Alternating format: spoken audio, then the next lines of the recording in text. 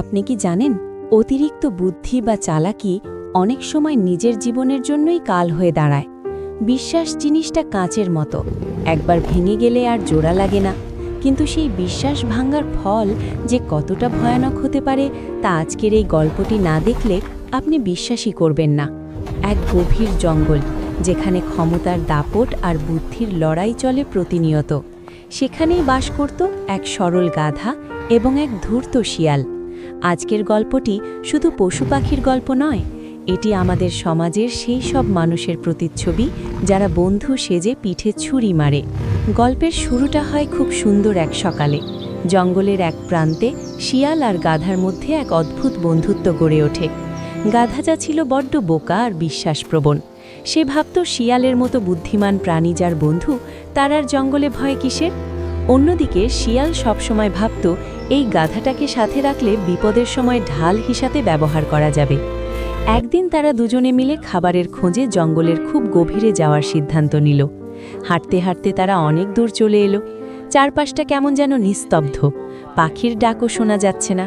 গাধা বলল, বন্ধু, আমার কেমন যেন ভয় করছে।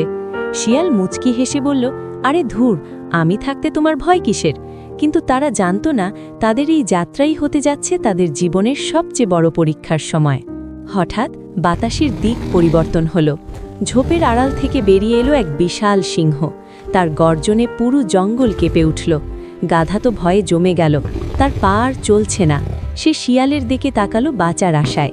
এই মুহূর্তে শিয়ালের মাথায় খেলল এক শয়তানি বুদ্ধি। সে ভাবল, দুজনেই মরার চেয়ে গাধাটাকে বলি দিয়ে আমি যদি বাঁচতে পারি, সেটাই হবে বুদ্ধিমানের কাজ।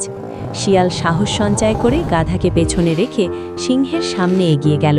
সে বিনীতভাবে সিংহকে বলল, মহারাজ, আমি জানি আপনি ক্ষুধার্ত। আমাদের দুজনকে মারার দরকার নেই। আমি আপনাকে কথা দিচ্ছি, কোনো পরিশ্রম ছাড়াই আমি ওই গাধাটাকে আপনার খাবারের ব্যবস্থা করে দেব। বিনিময়ে আমাকে শুধু প্রাণ ভিক্ষা দিন। সিংহ মনে মনে হাসল। সে ভাবল, বিশ্বাসঘাতকদের উপর ভরসা করা বোকামি।